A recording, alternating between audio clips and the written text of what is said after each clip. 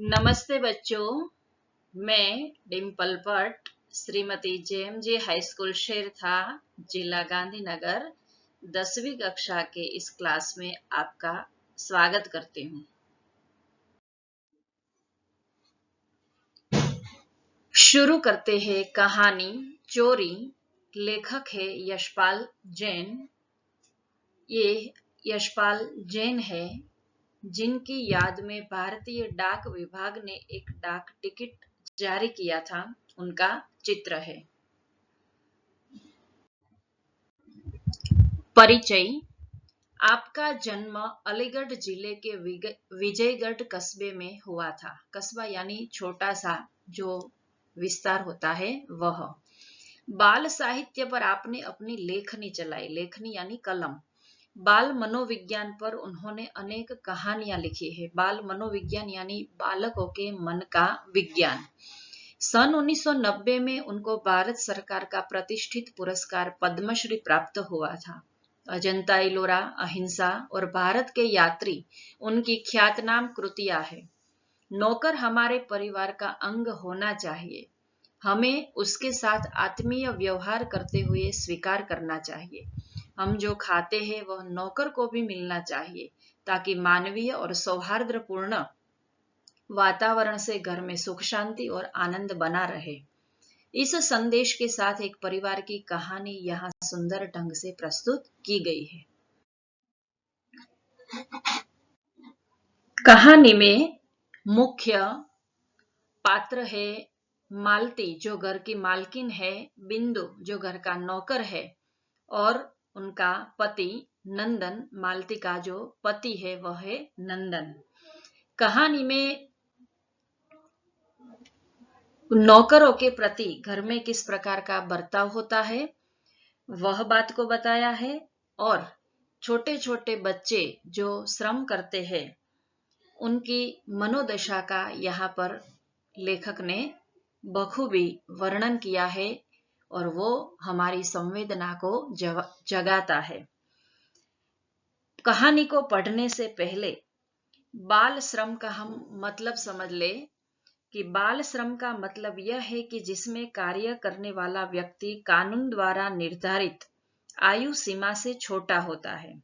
इस प्रथा को कई देशों और अंतरराष्ट्रीय संगठनों ने शोषित करने वाली प्रथा माना है और ऐसी प्रथा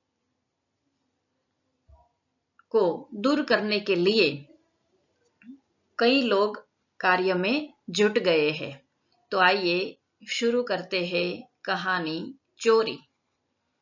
कमरे को साफ कर झाड़ू पर कूड़ा रखे। जब बिंदु कमरे से बाहर निकला तब बरामदे में बैठी मालती का ध्यान उसकी ओर अनायास ही चला गया।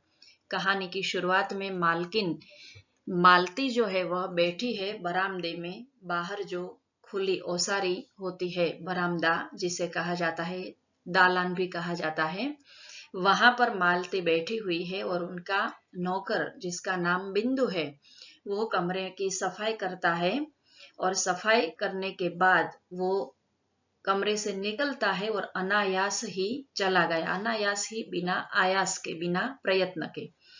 उसने देखा कि एक हाथ में झाड़ू है पर दूसरे हाथ की मुट्ठी बंधी है और कुछ पीछे की ओर जानबूझकर आड़ में कर ली गई है। मालती ने क्या देखा कि उनके एक हाथ में तो झाड़ू है लेकिन दूसरे हाथ की मुट्ठी बंधी हुई है और वह उस हाथ को छुपाकर जैसे लिए जा रहा हो, ऐसा मालती को लगा। मालती को लगा हो न हो कमरे से बिंदु कुछ लाया है। उसने कहा, बिंदु। मालती को लगा कि वो कमरे में से कुछ चुराकर मुट्ठी में चुरा कर मुट्ठी बंदी है तो वो लेकर कुछ निकला है। तो उसने आवाज दी कि बिंदु, ओ बिंदु। 2 कदम पर बिंदु, पर उसने मानो मालती की आवाज सुनी ही न हो। देखो यहाँ पर बिंदु जैसे दौड़ता है वैसे यहाँ तस्वीर में लड़का दौड़ रहा है। यहाँ पर वो घर की सफाई कर रहा है। कोई इस प्रकार का चित्र मैंने रखा है। तो आवाज सुनी ही न हो और वो दौड़ता चला गया। वह चलता ही गया, बल्कि मालती ने देखा कि उसकी पुकार पर बिंदु की चाल में कुछ तेजी आ गई। कि जैसे ही मालती ने उनको आवाज दी तो वो तेजी से दौड़ने लगा। यहाँ पर छात्र को एक वाक्य में प्रश्न पूछा जाता है कि मालती की पुकार पर बिंदु की चाल में क्या आ गई? तो तेजी आ गई। गुस्से में भरकर उसने कहा, बिंदु, ओ बिंदु, ठहर, कहाँ जाता है?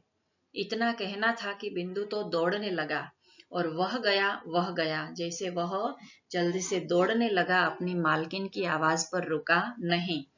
मालती के संदेह की पुष्टि के लिए, संदेह यानी शंका, मन में शंका पैदा होगी, पुष्टि के लिए यह सब काफी था।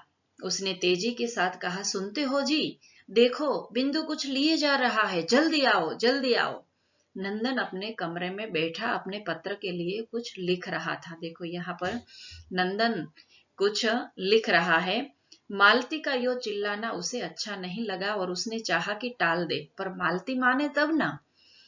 एक सपाटे में वह कमरे में आ गई और बोली, झटपट उठो, देखो मुट्ठी में बिंदु कुछ दबाए लिए जा रहा है।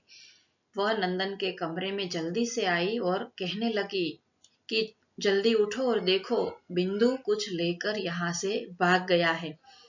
तो हमें उनके पीछे जाना चाहिए और देखना चाहिए कि वो हमारे कमरे से क्या लेकर गया है। यहाँ मालती के मन में एक शंका पैदा होती है कि बिंदु क्या लेकर कमरे से निकला है।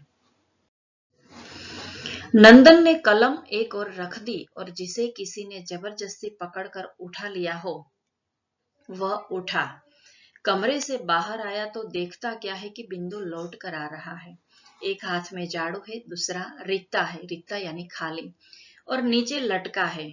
उसने देखते ही मालती उबल पड़ती है। क्यों रे बिंदु के बच्चे, मैं गला फाड़ती रही और तू रुका तक नहीं। बोल, हाथ में क्या लेकर गया था? बिंदु का चेहरा फक। बोला, कुछ नहीं बीबी जी। झूठा कहीं का। क्यों रे, तेरे हाथ में कुछ नहीं था तो मेरे पुकारने पर फिर तू रुका क्यों नहीं?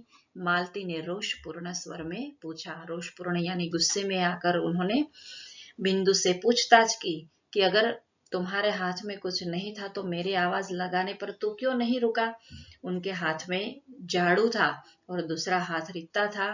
तो नंदन और मालती को देखकर उनका चेहरा जो है वह उदास हो जाता है, फक हो जाता है और वो कहता है कि मैंने कुछ भी लिया नहीं है।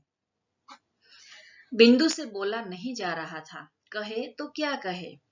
तब नंदन आगे बढ़ा, बोला, घबराओ नहीं, सच बताओ कि क्या ले गए थे। उनका पति बच्चों के मन की दशा को जानता है और कहता है कि तुम मत घबराओ, हमें सच सच बता दो कि तुम क्या लेकर गए थे। सच बाबूजी, मेरे हाथ में झाड़ू थी और कूड़ा था। कूड़ा यानी कचरा ही था, मेरे हाथ में कुछ था नहीं। फिर वही झूठ, मालती ने चिढ़कर कहा। इसे पुलिस में दे दो। लातों के देव कहीं बातों से मानते हैं कि लातों के देव कभी बातों से नहीं मानते। हम समझाएंगे लेकिन वो समझेगा नहीं। अच्छे लोगों के साथ हम इस तरह से अच्छी तरह से पेश नहीं आ सकते, क्योंकि अच्छी तरह पेश आने पर भी वो लोग सही सही बात हमें बताते नहीं है। यहाँ यह कहावत है कि लातों के देव बातों से मानते। कहावत का अर्थ है कि जो लोग समझाने पर भी नहीं मानते हैं। कहावत जो है वह हमारे समाज में एक प्रचलित कथन होता है जिसका हम रोजमर्रा की जिंदगी में उपयोग करते हैं।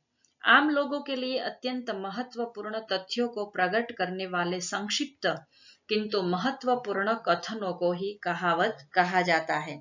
तो यहाँ पर कहावत का उपयोग है कि लातों के देव कहीं बातों से मानते हैं कि अगर वे बातों से नहीं माने तो हमें उसे मार से भी सीधे करने चाहिए। इस बेईमान के ऊपर घर छोड़ रखा है। बेईमान यानी जिसमें ईमानदारी नहीं है, वह बेईमान, ईमानदार का विरोधी। तो इसलिए कि चीज उठा उठा कर ले जाए और ऊपर से झूठ भी बोले। नंदन ने मालती को शांत कर कहा कि असली बात जानने का यह तरीका नहीं है। बहुत सुंदर यहाँ पर उनके पति ने बात की है मालती से कि असली बात जानने का ये कोई अच्छा तरीका नहीं है। तुम इसे शांति से पूछो, समझाओ, प्यार से पूछो तो वह बताएगा। इस तरह डांटने से कोई काम होता नहीं है। फिर बिंदु को उसने प्यार से समझाया और कहा कि मैं तुमसे कुछ कहूंगा नहीं, ठीक ठीक बताओ कि क्या ले गए थे।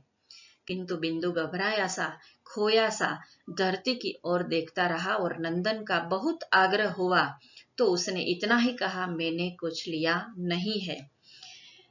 पहले ऐसा कहा और बाद में उन्हें कहा कि मैंने कुछ लिया है, वो सच अब बोलने लगा। नंदन फिर भी खींचा नहीं, ऐसा कहने पर भी वो फिर भी क्रोधित नहीं होता, खींचा नहीं यानी क्रोधित नहीं हुआ। बोला, अच्छा चल देख तू कूड़ा कहाँ फेंक आया है। बिंदु पहले तो कुछ ठिठका, अनंतर मुड़कर चुपचाप आगे हो लिया। नंदन और मालती ने वह जगह देखी पर कुछ दिखा नहीं। नंदन ने कहा, बिंदु यो हैरान करने से क्या होगा, बता क्यों नहीं देता कि क्या लाया था। दोनों पति पत्नी, देखो यहाँ पर एक चित्र है, वैसे ही नंदन और मालती एक दूसरे के साथ बिंदु के विषय में बात करते हैं कि उसे प्यार से समझाना चाहिए। पहले उसने कहा था कि मैंने कुछ नहीं लिया है, अब वो समझाने पर कहता है कि मैंने कुछ लिया है। अगर उनका हाथ खाली है तो जरूर उसने कूड़े के पास कुछ फेंका है, हमें वही देखना चाहिए। सब लोग कूड़े के पास पास जाते हैं और देखने का प्रयत्न करते हैं कि वो क्या लेकर आया है। बिंदु के होठ खुले, जैसे कुछ कहना चाहता हो, फिर बंद हो गए। हाँ कहो, रुक क्यों गए, नंदन ने शांत स्वर में कहा। बाबूजी। फिर बिंदु चुप, उनसे बोला जाता नहीं है। शाबाश, कहो कहो कि अच्छा, करो करो, कहो कहो, तुमसे बोला जाएगा, तुम प्रयत्न करो सच बोलने का। बाबूजी, थोड़ी सी मेवा नीचे पड़ी थी, मैं उठा लाया।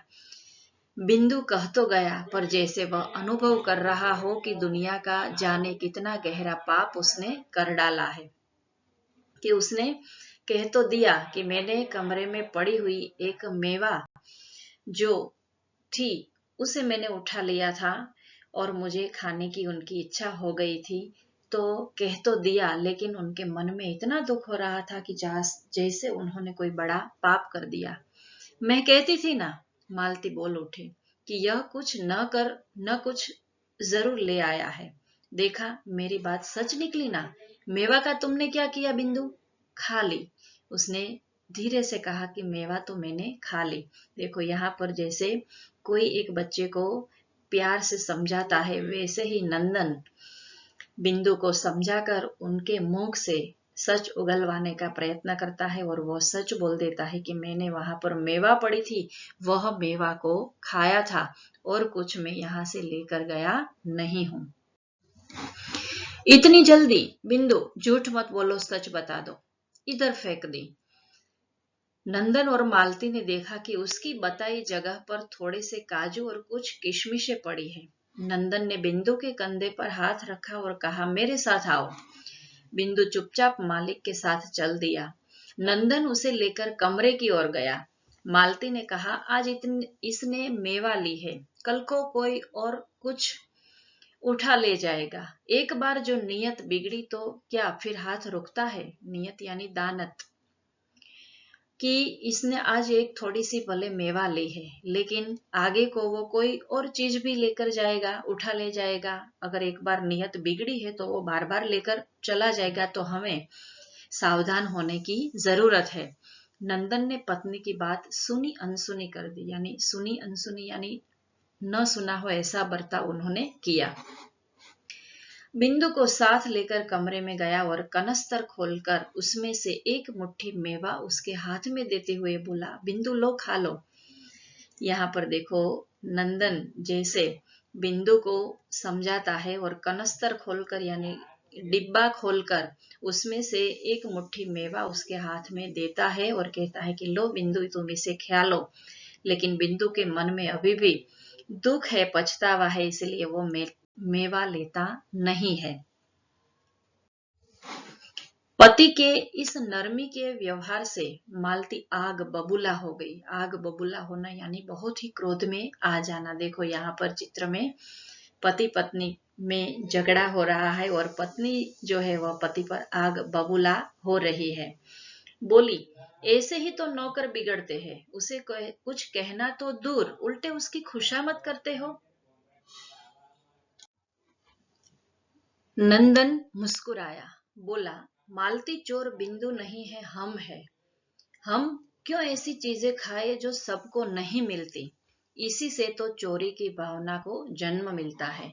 हम लोग रोज मेवा खाते हैं, एक दिन इस बेचारे का मन चल आया तो थोड़ी सी ही ले ली, तो क्या हो गया? मैं कब कहती हूँ कि कुछ हो गया? बात मेवा की नहीं है, नीयत की है। इसका जी चला था तो मांग लेता, मैं न देती तब कहता। घर में 50 चीजें रहती है, या तो जिस पर मन आएगा उठाकर ले जाएगा, और एक दिन यही होना है, वह न करेगा तो तुम करवाओगे।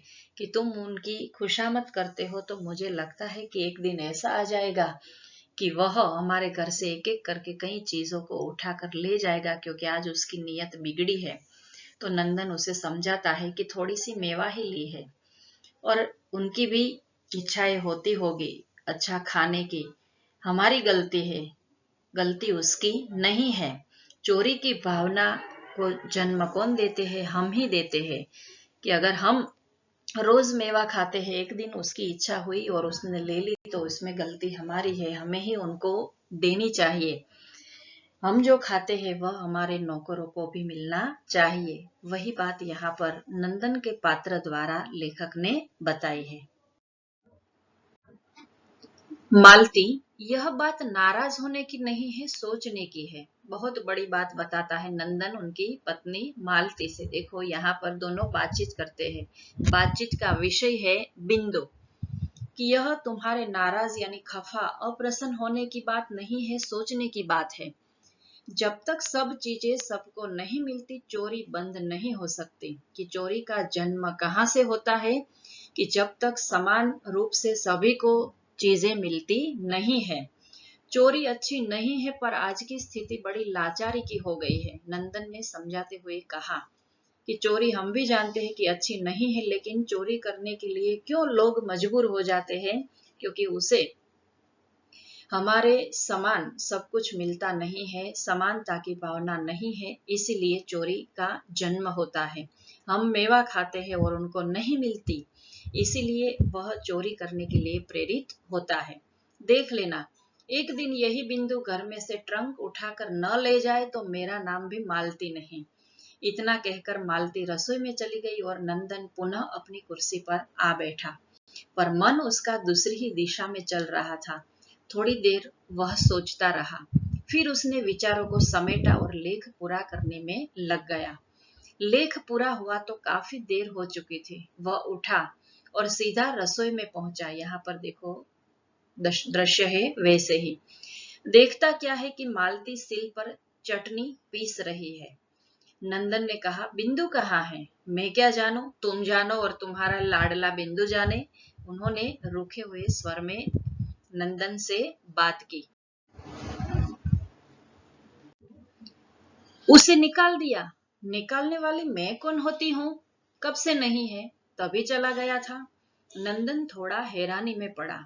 मालती ने पुनः यानी फिर से कहा, तुम यहाँ के नौकरों को जानते नहीं, अपने घर में भी उनका हाथ रुकता नहीं। हाथ नहीं रुकना यानी वो अपने घर में भी चोरी करते हैं, पैसे चुराते हैं।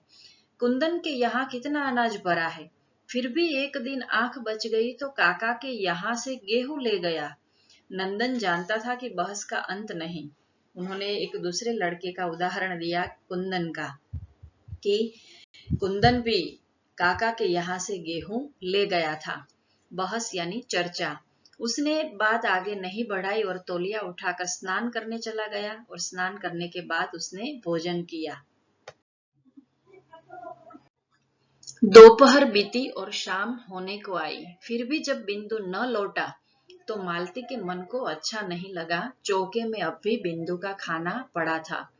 कि शाम होने को आई, फिर भी बिंदु आज उनके घर आया ही नहीं, तो मालती के मन को कुछ अच्छा नहीं लग रहा था। चौके में अब भी उन्होंने देखा कि बिंदु का खाना पड़ा हुआ है। झूठ बोला तो क्या, आखिर बालक ही तो है, बेचारा भूखा जाने कहाँ भटक रहा होगा। उनके मन में अब ये विचार आता है कि भले ही झूठ बोला, लेकिन आखिर बच्चा ही है, न जाने कहाँ भटकता होगा।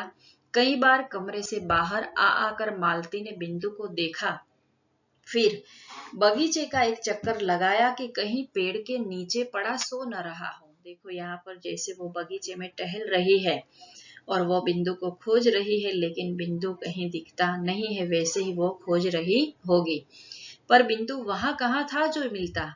मालती आकर पलंग पर पड़ गई और अपने को कोसने लगी यानी अपने आप से वो नफरत करने लगी कि जरा सी बात को इतना तुल क्यों दिया। मैंने इतनी थोड़ी सी बात थी, छोटी सी बात थी, और इतना बड़ा मैंने उसे बना दिया।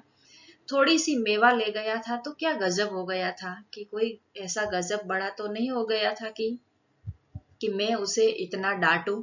बेचारा थोड़ी सी मेवा ही ले गया था। यहाँ पर मालती के मन की बात को बताकर लेखक ने स्त्री की संवेदनशीलता का हमें परिचय दिया है कि आखिर स्त्री जो है वह माया ममता से ही बनी हुई है, और उनके मन में यह भाव आ ही जाते हैं, चाहे वो उनका नौकर ही क्यों न हो। सोचते सोचते देर हो गई, वह उठी और सहन में टहलने लगी। इतने में कुंदन उधर से निकला तो मालती ने उत्सुकता से पूछा, कुंदन, तुमने बिंदु को देखा है क्या? बिंदु, कुंदन बोला, अरे वह तो नदी वाली कोठरी में पड़ा है। मालती तत्काल पैरों में चप्पल डालकर बाहर हो गई। तत्काल यानी उसी समय। जैसे ही कुंदन ने बताया कि वह तो बेचारा नदी वाली कोठरी में, नदी के पास एक छोटी सी कोठरी है, वहां पड़ा है, रो रहा है, निराश होकर बैठा है। देखो यहाँ पर जैसे वह लड़का निराश होकर बैठा है, वैसे ही वो निराश होकर बैठा है, और मालती को अब दुख लगा। लौटी तो बिंदु उसके साथ था। वो बिंदु को नदी वाली कोठरी से लेकर आ रही थी। देखो यहाँ पर जैसे कोई आ रहा है, वैसे ही वह दृश्य हमारी नजर के सामने आ रहा है। बाह पकड़कर नंदन के कमरे में ले गई और बोली, देखी तुमने इसकी बात, यहां से गया है तब से वहां कोठरी में पड़ा है, कि देखो मैं उसे लेकर आई हूं, यहां से गया है तब से वह कोठरी में ही पड़ा था। नंदन ने कहा, क्यों रे, वहां क्या कर रहा था? बिंदु चुप, देखो यहाँ बैठा है जैसे वह। बिंदु चुपचाप है। मैं पूछता हूँ वहां क्या कर रहा था? नंदन ने बार बार पूछा कि वहां क्या कर रहा था। यहाँ पर मालिक और मालकिन नौकर के साथ कितना प्रेम से पेश आ रहे हैं, वह लेखक ने हमें दिखाया है। बिंदु चुप। बिंदु फिर चुप हो जाता है। यहाँ पर बिंदु के चरित्र को देखकर हमें कैलाश सत्यार्थी की याद आती है कि कैलाश सत्यार्थी एक भारतीय बाल अधिकार कार्यकर्ता और बाल श्रम के विरुद्ध पक्षधर है। उन्होंने 1980 में बचपन बचाओ आंदोलन की स्थापना की, जिसके बाद से वे विश्व भर के कई बच्चों के अधिकारों की रक्षा के लिए कार्य कर चुके हैं, और उन्हें नोबेल शांति पुरस्कार भी दिया गया है। तो आगे कहानी में देखते हैं कि अरे बोलता क्यों नहीं, मुंह में जबान नहीं है। बिंदु की आंखें डबडबाई, बिंदु रोने लगा। मालती ने कहा, इसका पागलपन देखो, सवेरे से कुछ नहीं खाया और भूखा प्यासा वहां पड़ा है, चल खाना खा। नंदन ने कुछ कहने से पहले ही वह उसे चौके में ले गई और स्वयं परोसकर उसे खिलाने लगी। बोली, भरपेट खा लेना, भूखा मत रहना। यहाँ मालती के हृदय परिवर्तन को देखकर नंदन खुश होता है, और नंदन उनकी पत्नी की बात सुनकर एक प्रसन्नता भरी मुस्कुराहट उसके चेहरे पर दौड़ आती है, और यह प्रसन्नता ही कहानी को सुखांत बनाता है। धन्यवाद।